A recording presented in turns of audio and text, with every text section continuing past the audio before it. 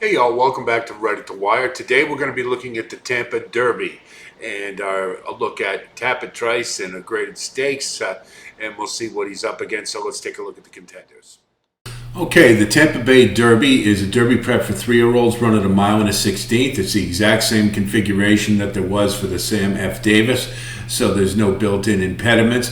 One note we want to, very important, there's a major league speed bias at Tampa Bay Downs for this meet. So much so that closers are winning at 0%. So we have a lot of late runners in this field, so that's very important to keep in mind as we move along. So the first one we'll see is Lord Miles in the one hole. He really didn't do much running in the Holy Bull. He had a track favoring closers. He was on the rail, saved all kinds of ground, and really just didn't do anything that would be considered competitive. They're taking the blinkers off, so maybe he'll relax a little bit more. But I don't really like his chances in this race given that last performance, and I'm going to toss him. Classic Car Wash did some good things, came up with a third, ran against the bias to a degree. And, he encountered some traffic early on, like a lot of horses did when WNL had to check hard.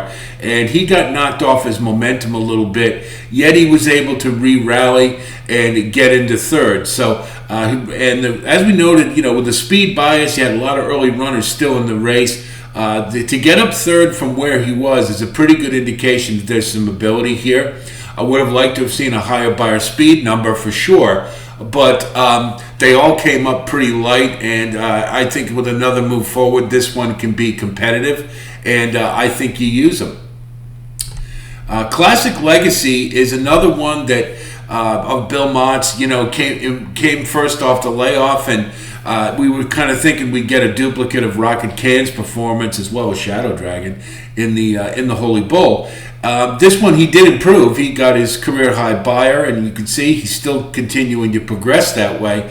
But I would have liked to have seen a little bit better jump than what we actually got. Now, do I think there might be a different story in this race? Yeah, because of a couple of things. Number one, he is a half to art collector, and so there's definitely some class here. The second thing is he didn't do badly, even though his pace was altered his first time around 2 turns, and he was still moving forward in the stretch.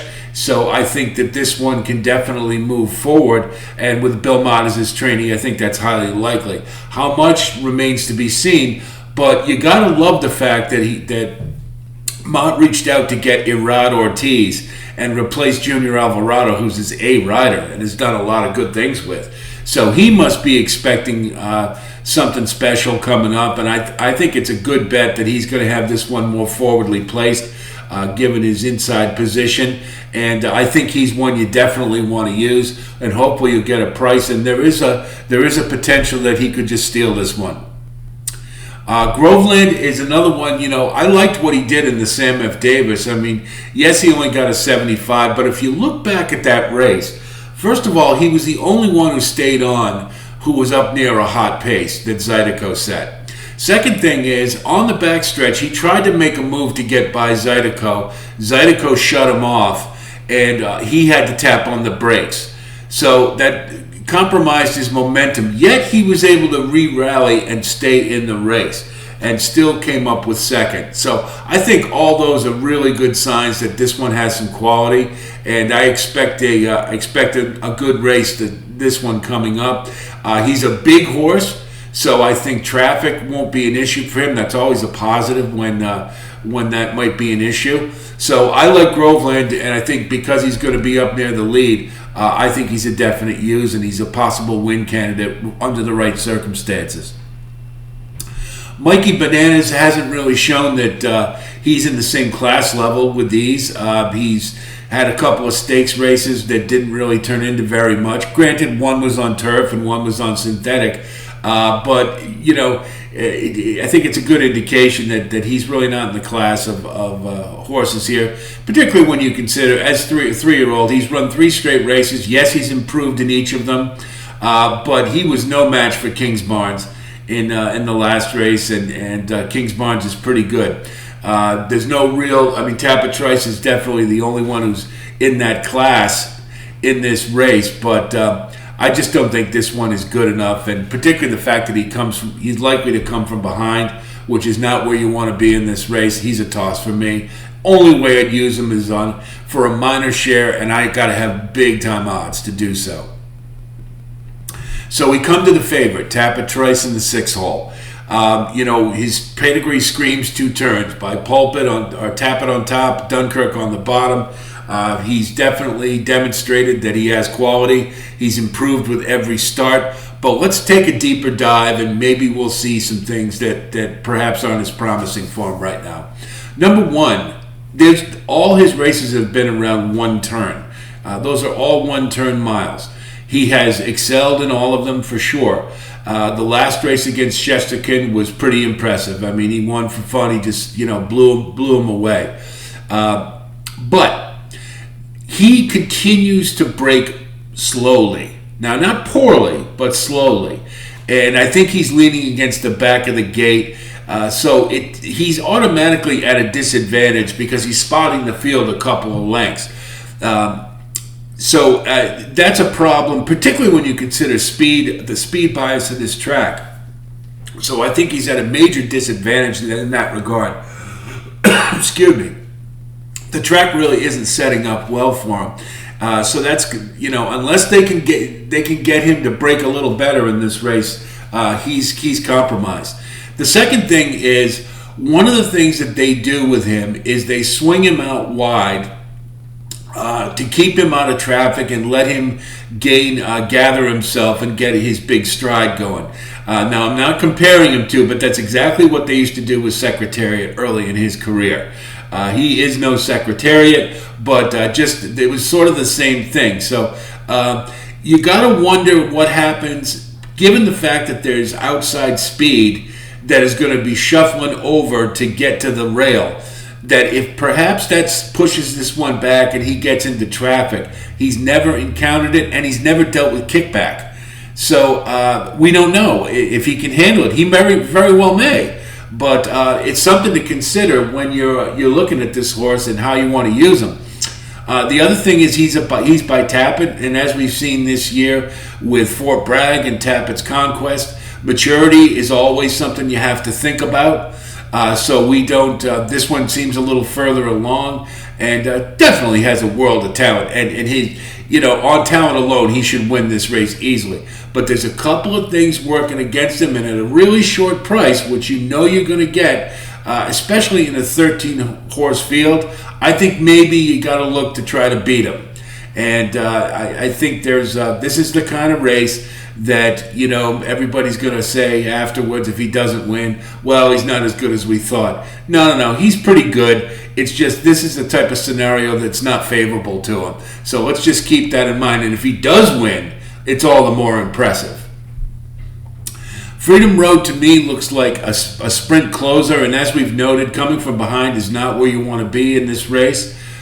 He's had a couple of runs around 2 turns, neither of which were very impressive. So this one I just don't like, and I maybe on the bottom, but I don't think that's likely. So he's a toss for me. Dreaming of Kona had if you watch this race, it looks like he hung in there pretty well until the very end. But I think it was more. He benefited from the bias and was able to stay in the race. This one, he really wasn't a factor, and I'm not sure 2 turns is exactly what this one wants. I just, he's got an inside position, so maybe he can get to the lead a little better. But given the fact that this is a 2-turn race and it's the second one, and I don't think he really wants 2 turns, I'd be highly surprised if he's a legitimate factor in this race. So I'm going to toss him. I could see using him. I mean, I can see it, but if I were you, I'd really look for a big price. But I'm just not liking him. Shezza Kid is the new shooter. This one has a lot of raw speed, which I think is very advantageous for this race. Ran against Tapit last time, but the weird thing was that was a race where he should have been on the lead. He could have completely controlled things from there, and utilized his best asset, which is speed.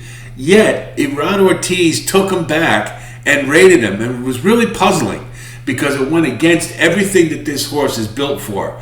Consequently, he wasn't able to control things, and Tapit Trice, ran a great race. There's no question about that. But this is a case of a track that was perfectly suited for Shezza Kid, and he didn't take advantage of it. It was a really strange ride. This time, I think, is going to be different. You can see they put blinkers on him. I think they're going to get him right to the lead, and from there, he can control things, and he could very well steal this one. For the reasons we noted with Tapit Trice, I don't think it's a lock. So I'm using this one, and I like him. Hopefully we can get some decent value. Champion's Dream, that last race was a complete disaster. And I was high on that one. I thought he looked pretty good to me in that field, but he didn't do a lick of running. He was done at a half mile. No injuries reported, no problems reported, and he's right back. So it was kind of inexplicable. Mark Cassie's a good trainer, so you have to believe that he wouldn't be back in this race unless he was able to be there. But I'm just not going to back this one again. That was just too subpar an effort for me. And I think perhaps on his prior efforts, the fact that he won the Nashua, the price might be prohibitive. So I'm going to look elsewhere for this one. Zydeco, we know what he wants to do. He wants to go as fast as he can for as long as he can. I think this is no difference. He's in the exact same post position he was in the Sam Davis. I think he's going to rush to the lead, and he's going to go as long as he can for as fast as he can. But the thing is, that would actually be a good thing in this race. But one thing about horses who are doing something that they don't want to do, they tend to get more frustrated the longer they have to do it. Now, if you look at Zydeco's pedigree, he's got double speed, Cajun Breeze on top and Graham Hall on the bottom. That's speed all the way. And he is running on the front end in the second race around 2 turns, which he doesn't want to do. So I have a feeling this one will probably be further back later in the race than he was before. I think he's a non-factor in that regard, and we've got other speed in here I like, so he's going to be a toss for me. Prairie Hawk ran a deceptively good race in the Sam F. Davis, like a lot of them, right? I mean, it was just such a weird race. He was part of that group that had to check, and so he had some traffic issues early, yet he kept on. They kept moving him forward. Sammy Camacho had him in striking position, but he got to the turn, and I think the fact that they had to use him early kind of compromised his chances. Now, the interesting thing is, it looks here like he totally quit, and just was no match for all of them. But if you look at that race again, you see what Camacho's doing in the stretch. He gave him a couple of token taps with the whip, but he was riding him upright. And I think he basically assessed the situation as it really wasn't. It wasn't in the cards. So I think he eased the horse up, and that would explain why he was 19 and a half lengths behind. So with a better position in this one, I think he's got a lot better chance to factor.